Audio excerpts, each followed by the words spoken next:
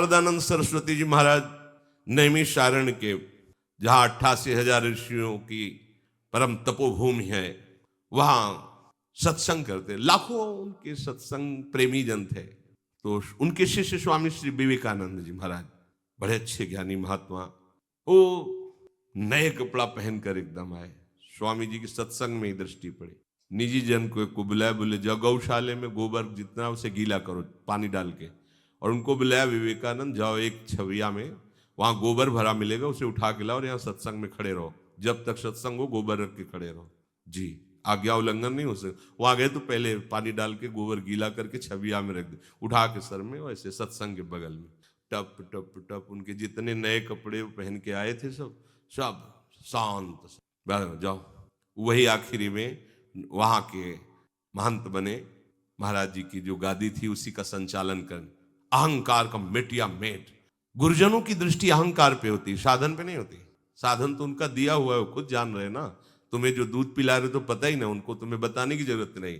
पर वो जो तुम्हारा परमार्थ मार्ग का विरोधी शत्रु तुम्हारे हृदय में बैठा हुआ, उसको तुम नहीं रोंद पाओगे। उसको रोंदने के लिए भगवान गुरुदेव रूप में आते हैं। गुरु गोविंद है, गोविंद ही गुरु है, वो कृपा करते हैं। इस अहंकार को मिटाने की केवल एक ही दवा है, भगवत प्रेमी महात्माओं के चरणों में अपनी मर्जी को मिला देना। भगवान के रहते हुए आज तक हमारा उद्धार नहीं हुआ, अनंत जन्म हो गए, लेकिन जब संत का मिलन हुआ तो अब उद्धार निश्चित हो गया। इसीलिए मोरे मन प्रभु वश विश्वासा, राम ते अधिक राम कर दासा। भगवत कृपा उतना ही अधिक आपके ऊपर उतरती चली जाएगी जितना आप अहंकार समर्पित कर दिए। जो थोड़ा भी अपना बल मानता है तो आती हुई भगवत कृपा इंतजार करती है उसका। समय लगेगा बहुत, क्योंकि आश्रित है, नष्ट नहीं होगा। नामे भक्ता प्रणश्यति, भागले बहुत बड़ा मैदान है, भाग कब तक भागेगा? जब थक जाएगा तो फिर लौट के देखेगा, और जब लौट के देखेगा तो वहां अकृपा नहीं मिलेगी। यही हमारे प्रभु का स्वभाव है। विमुख भये निमिषहु न अकृपा, जब चिते तब वैसे बलिहार है, जब चिते तब। पर इतना समय तो बर्बाद हो रहा है ना। उनको वो तो अगाध ज्ञान समुद्र है, उनकी तरफ थोड़ी ये होगा कि अब वो रोष, नहीं नहीं। जब चिते तब वैसे, विमुख भये निमिषौ न अकृपा, जब चिते, वो इंतजार करेगी कृपा। तुम्हारे मनमानी आचरण जब बंद हो जाएंगे, आश्रित हो जाओगे, हार जाओगे, फिर उठा देगी। नामे भक्ता प्रणश्यति, समय लग सकता है, जन्म के जन्म व्यतीत हो सकते हैं, पर अब दुर्गति नहीं होगी। शरण में हो चुके, एक बार शरण में हो गए, दुर्गति नहीं होगी। लेकिन प्रमाद स्थिति में समय नष्ट करना ये बुद्धिमानी नहीं होगी। शरणागत होने पर बड़ी विलक्षण चित्त वृत्ति हो जाती है। अखंड अटूट कृपा उसे डुबो देती है। तो आप अपने अहंकार को बीच में लाकर कृपा की उस आती हुई धारा को मोड़िए मत। आप केवल आश्रित रहिए। देखो, धीवर मछुआरा मछलियों को पकड़ने के लिए जाल फेंकता है नदी में। जितनी जाल के अंतर्गत आएंगी सब मछलियां फंसेंगी। लेकिन जो धीवर के चरणों की तरफ बढ़ गई, जाल उसे नहीं फंसा पाएगा, जाल सामने फंसाता है। ये जाल है अहमता ममता का, माया का जाल। ये ऐसा फैला हुआ है, हर जीव इसी में फंसा हुआ है। एक अहमता ममता इस जग में है दुखदाई, पर इस जाल को डालने वाला कौन है? मायापति श्री हरि। आ जाओ इनके चरणों में, संसार समुद्र से इनके चरणों की तरफ आओ, जाल नहीं फंसा पाएगा। जैसे चक्की चलती है, हर दाना पिस जाता है, पर जो कील के पास आ गया दाना वो सुरक्षित रह जाता है। श्री भगवान कहते हैं, मामे ये प्रपद्यन्ते माया में ताम तरंती। एकमात्र उपाय, आजा मेरी शरण में। कहां से आजा? हृदय के अहंकार से हटकर आजा। दो ही क्षेत्र हैं, एक भगवान और एक अहंकार। सारा का सारा सृष्टि का खेल इसी अहम से चल रहा है। यही अहम तीन रूपों में हुआ, शतहम, रजहम और तमहम। इसी से राक्षस, देवता, पशु, पक्षी, मनुष्य सब इसी से सृजन हुआ है। महातत्व के बाद सीधे अहंकार है, अहंकार से ही सारी सृष्टि हुई है। ब्रह्म मूल प्रकृति और त्रिगुणात्मिका ये प्रकृति, अहम से युक्त, इसी से संपूर्ण सृष्टि का सृजन हुआ है। इसका लय होने के लिए बुद्धि का निश्चय, महातत्व, बुद्धि का निश्चय, भगवत चरणारविंद में, बस सीधे पहुंच गए ब्रह्म के समीप, बहुत नजदीक। ये बंधन बहुत बड़ा है। संस्कृति मूल शूल प्रदनाना सकल सुख, ये बड़ा सूक्ष्म अहंकार है। जब अहंकार होगा और आप ये बात सुनेंगे तो आपको जलन शुरू हो जाएगी। हम आपको पहचान बता रहे हैं, और अंदर आपके आएगा मैं कहाँ अहंकारी हूं, मैं क्या अहंकार करता हूं, किस बात का अहंकार। वो अहंकार ही आपको सावधान कर रहा है कि मैं हूं, चिंता मत करो, मैं हूं। और जब आपके अंदर ये बात ना आवे और आपको रोना आ जाए, वास्तविक भ्रम हो गया, तो आप समझ लेना कि सही मार्ग पे आप चल रहे, आपका मार्ग से। जब आपको रोना आवे, भगवत बातें सुनकर, कब मेरी ऐसी स्थिति होगी, कब मैं अहंकार रहित होऊंगा, नाथ में अपने आप सुधार शुरू हो जाएगा। संसार और प्रभु के चरणारविंद, ये दो क्षेत्र हैं। संसार के जो सन्मुख है वो प्रभु की बातें कर सकता है, पर स्थिति नहीं आएगी। और संसार से विमुख होकर प्रभु के जो सन्मुख है, वो बोले ना बोले, स्थिति प्रज्ञ हो जाएगा। ये खास बात होती है। बोलना, सुनना, सुनाना ये सहज है, लेकिन स्थिति आना ये बहुत कठिन बात है। स्थिति आती है समर्पण से, समर्पण से। जब आप समर्पण की बात नहीं समझ पाते, तब साधन की बात कहिए, ऐसा करो, ऐसा करो, ऐसा करो, तो करते करते तुम हार जाओगे। जब हार जाओगे तो भक्ति का आखिरी स्वरूप है आत्मसमर्पण। अब यहां से प्रारंभ होगी। पाई रस भक्ति गुण जुग जुग जग, दुर्लभ भव इंद्रादि विधिम। कैसे पाई? आत्मसमर्पण से। आत्मसमर्पण कैसे हुआ? साधन से। चलो इस साधन में चलो। खास बात है आत्मसमर्पण। यदि अभी विवेक काम कर जाए आप आत्मसमर्पण, तो अभी रस भक्ति का प्रादुर्भाव हो जाए। खास बात ये, अहंकार आत्मसमर्पण नहीं होने देता। संसार और प्रभु दो प्रगट में मार्ग रखे हुए हैं। संबंध घोर संसार से हमारा लग गया। देख लो अंदर की वृत्ति, देख लो।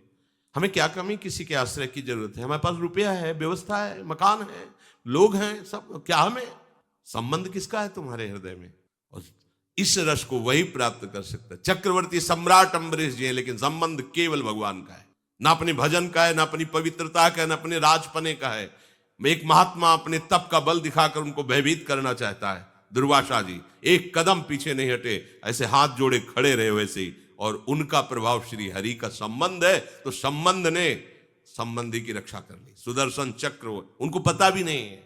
इस संबंध भक्ति का खास विषय है। संसार का संबंध तुमने माना है, प्रभु का संबंध है, मानो या ना मानो, हम उनके हैं। मान लोगे तो संसार का माना हुआ संबंध हट जाएगा, नहीं मानोगे तो भी वो आपके हैं। जब आपको समझ में आवे तब मान लेना। किसी बात को लेकर के अपने में कुछ जो विशेषता दिखती है, उसी का नाम अहंकार है। यदि तुम्हें विद्या का, बुद्धि का, धन संपत्ति का, जन का, त्याग का, वैराग्य का, भजन का, इनका अभिमान है, तो आप अभी पराधीन हैं। अभी आप में बल वो भागवतिक जागृत नहीं हुआ, क्योंकि आपकी शुद्ध शरणागति नहीं। काहू के बल भजन को, काहू के आचार, ये शरणागति। व्यास भरोसे कुंवर के, केवल केवल हमारे माई श्यामाजू को रात दिन उन्हीं का चिंतन है, पर बल उनका है। ये चिंतन उन्हीं की कृपा से हो रहा है। धन को लेकर अगर विशेषता हुई तो धन की दासता है, प्रभु की नहीं।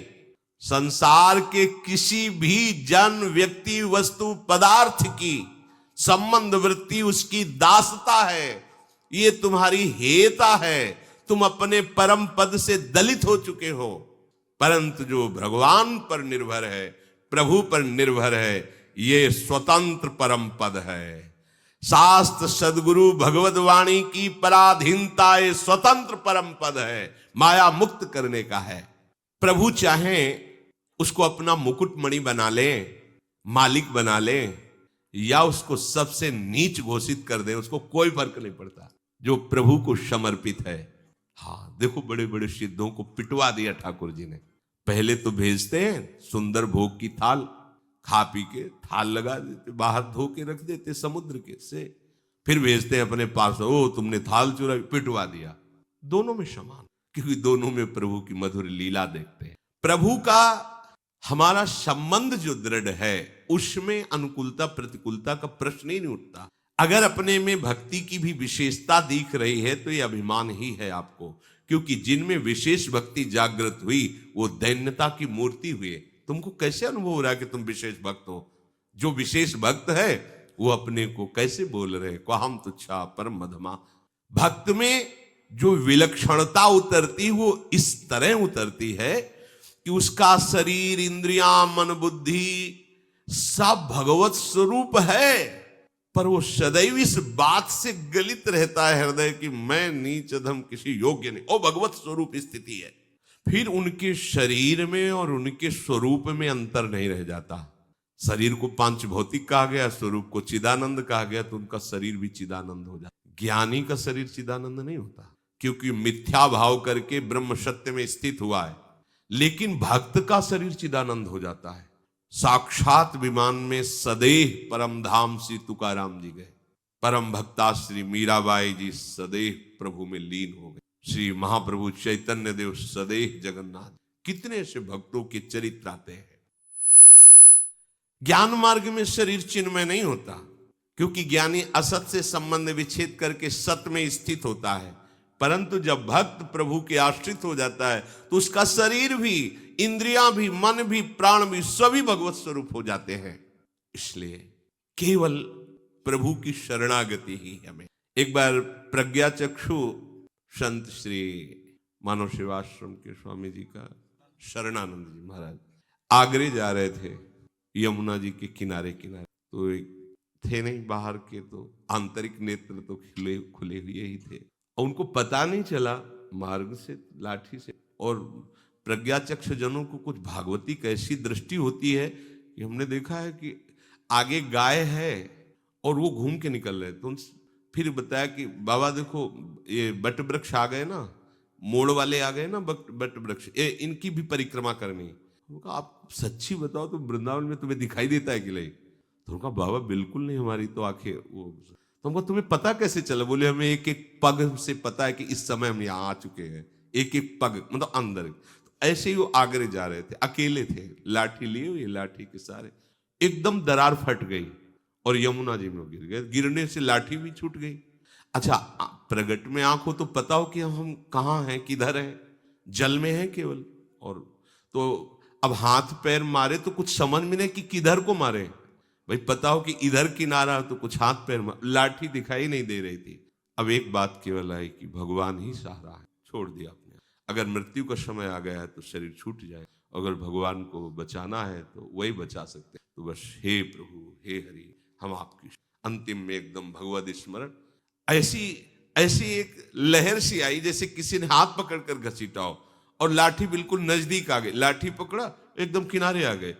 उसी दिन से उन्होंने अपना नाम शरणानंद। अरे प्रभु ने ये तो बात सुनने में सरल लगी, लेकिन उनकी बात थी, उनकी हृदय की, कि अब तो प्राण जा रहे हैं, तैरना आता नहीं है, और किधर हाथ पैर मारे कुछ दिखाई नहीं दे रहा, किनारा किधर पता ही नहीं है, और जो लाठी एक सहारा था वो भी छूट गई। अब उनका हृदयार्थ भाव में प्रभु, ओ ये चमत्कार, प्रभु ने कृपा की, लाठी स्वयं आ गई नजदीक। स्वयं क्या हो, हाथ पकड़कर निकाल लिए। वो सर्व सामर्थ्य, पर छोड़ दो, हाथ पैर मारना छोड़ दो।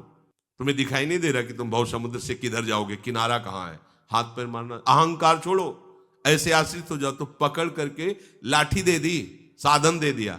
लाठी क्या है? साधन। ये पकड़ साधन, चल इस साधन से चल, और ये किनारा है, तैरने की जरूरत नहीं, ये किनारा है और ये चल। ये भगवत कृपा से प्राप्त। हम लोग अंधे हैं, हमें पता नहीं कि हमारा क्या साधन होना चाहिए जिससे हम भगवत प्राप्त हो सकते हैं। वो प्रभु ही साधन देते हैं, प्रभु ही हमें संसार किनारे ले आए। देखो ना, श्री धाम में आ गए हो, शरणागत हो गए हो, किनारे लग गए हो, हाँ लाठी मिल गई, साधन, चलो अब इसी के सहारे चलो, आप पहुंच जाओगे, अपने भवन तक पहुंच जाओगे। स्वामिनी जी बड़ी कृपालु है। हमारी केवल भगवत चरणारविंद की निष्ठा जागृत हो जाए, अहम शून्य। इसमें संत जन उदाहरण देते कि एक बकरी चराने वाला बकरी चरा रहा था, तो एक बकरी हरी हरी पत्तियां चुनने में खूब मगन थी, और संध्या काल हुआ तो सब बकरियों को लेकर चला गया। ना उस चराने वाले को होश रहा उसका, और ना चरने वाली बकरी को होश रहा। अब संध्या अंधेरा हो गया, तब उसे चेतना आई, देखा आसपास कोई नहीं। अब वो डर गई। अब वो चली तो सामने एक जलाशय दिखाई दिया, तो सोचा अब जो होगा होगा, प्यास लगी पानी पी लेते। अब जो होगा, पानी पीने गई तो पानी पीते ही उसको वहां गीले में ऐसे पंजे दिखाई दिए, तो उसे किसी बलवान का पंजा है। देखती हैं प्रयोग करके, बैठ गई वही। भेड़िया आया तो उसकी तो लार टपकने लगी, बकरी है खाने को अच्छा मिलेगा। बकरी ने कहा, ये पंजा देख रहे हो? इसके सहारे सिंह का पंजा। भाग गया भेड़िया कि अरे अगर सिंह ने इसकी रक्षा की तो वो हमें मार डालेगा, भाग। अब उसको और विश्वास हो गया। अनुभूतियां भगवत चरणारविंद की समर्पण वृत्ति को और बढ़ाती हैं, उसको और विश्वास, अरे बचा लिया मुझे। ऐसे जो भी जीव आता और उसकी तरफ गुर्राता तो बड़े ठसक में कहते, ये पंजा देख रहे हो? ये तो सिंह की परिचय। भाग जाते। सिंह आया और दहाड़ मारी, शाम के अंधेरे से लेके अभी तक इसी पंजे के सहारे में बचती रही हूं, इस पंजे को देख लो। कहा, अच्छा ये तो मेरा ही पंजा है। तो बोले, अब हम तो इस पंजे के सहारे से अभी तक बचती रही। अब तो उन्होंने कहा, फिर तुम चिंता मत करो, पंजा तो हमारा ही है। हाथी को कहा कि अगर हमसे विरुद्ध चलोगे तो हम तुम्हें नष्ट कर देंगे। झुको, सूंड से उठाओ इसको, अपनी पीठ में बैठा और पूरे जंगल की कोमल कोमल पत्तियां इसको चराओ और अपनी पीठ पे रखना, कोई भी इसको छेड़ न सके। समझे इसका आशय? संसार वन में हम भोगों की विषय चाट में भूल गए और जो काल रूपी चरवाहा है वो हमको चरा रहा था विषयों में, हमारे समय को नष्ट कर रहा है। अब चरते हुए हम भूल गए, अपनी मदांधता में, अपने स्वाद में हम भूल गए। अब ध्यान आया कि अरे ये तो रात्रि का समय, अब तो मृत्यु का समय आएगा, मुझे कौन बचा सकता है? एकमात्र है गहरे पंजे जिनके हैं श्री हरि चरणारविंद। आश्रय ले लिया तो जिए काल बस ना परे, जो इन चरणों का आश्रय समुझ जाए शरण, ते डरत ना काल डर। फिर लोग कहते हैं कि महात्मा लोग तो बड़ी मौज ले रहे हैं यार, ये सिंह की शरण में हुए, उसका हुक्म हुआ कि कोमल कोमल पूरे जंगल की पत्तियां लाके इसको पाओ। क्यों? क्योंकि मेरी शरण में है, मेरी शरण में विश्व ब्रह्मांड की समस्त सिद्धियां, समस्त संपत्तियां उसके चरणों में लुटती हैं जो भगवद आश्रित हो जाता है। एकमात्र भगवान का वैभव है सब अनंत ब्रह्मांड, और उन्हीं वैभवपति की शरण में अब उसके लिए क्या कमी? जाके राम धनी वाक्य कौन कमी? हम प्रभु के चरणों का आश्रय ले लेंगे तो वो हमें जना देंगे कि मैं कौन हूं। हमें पता नहीं कौन प्रभु है। रोज वो देखते हैं, हमसे मिलते हैं, रोज आते हैं हमारे पास, हमसे मिलते हैं, पर कौन से रूप में आते हैं ये हम पहचान नहीं। पर वो जब रोज देखेंगे ना कि तुम उसी पंजे के सहारे बैठे हो, तो एक दिन बता देंगे कि ये मेरा ही पंजा है, और अब देख मेरा समग्र ऐश्वर्य, समग्र ज्ञान, समग्र प्रेम मैं तुझे पूर्ण कर देता हूं। अब किसी अन्य की जरूरत नहीं।